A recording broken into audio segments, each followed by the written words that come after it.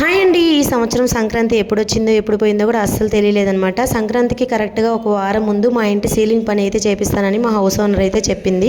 అది చాలా రోజుల నుంచి అక్కడక్కడ క్రాక్స్ ఉందనమాట. సర్లే వారం రోజుల్లో అయిపోతుందిలే, పండగకి ఇల్లు కొత్తగా తయారవుతుందని మేము కూడా ఒప్పుకున్నాము. సీలింగ్ అంతా పగలగొట్టించేసిన తర్వాత ఇంకా ఆమె ఏంటంటే ఎవరొచ్చినా కూడా సరిగ్గా పని చేయట్లేదని వాళ్ళకి వంకలు పెడుతూ ఉంటే అసలు ఎవరు రాలేదనమాట.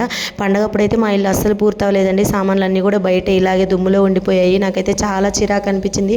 ఒక్కో సందర్భంలో చాలా బాధగా అనిపించింది. మనకంటూ ఒక సొంత ఇల్లు ఉంటే బాగుంటుంది కదా అని పండగ పూట పూజ కూడా చేసుకోలేకపోయాను నేనైతే. ఇంకా ఎక్కడన్నా ఇల్లు చూసుకొని వెళ్దామన్నంత ఇదిగా అనిపించింది. చూస్తే కూడా ఎక్కడ ఇల్లులు అయితే దొరకలేదు. ఇంకొకటి ఏంటంటే ఇక్కడ మాకు హోమ్ వచ్చేసి ఆశ్రమము మాకు ఇంటి కిందే ఉంటుందన్నమాట. ఆశ్రమం కోసమని మేము ఇల్లు మారకుండా ఇక్కడే ఉండాల్సి వచ్చింది. తర్వాత ఎలాగో మనుషులు అయితే దొరికారు. ఇంక ఇంటి సీలింగ్ పని పూర్తి చేసుకొని పెయింటింగ్ పని అయితే చేసుకుంటూ ఉన్నాము. అందువల్ల వీడియోస్ కూడా సరిగా పెట్టలేదన్నమాట. మీరైతే వీడియోని లైక్ చేసి ప్లీజ్ ఛానల్ని సబ్స్క్రైబ్ చేసుకోండి ఫ్రెండ్స్. బాయ్.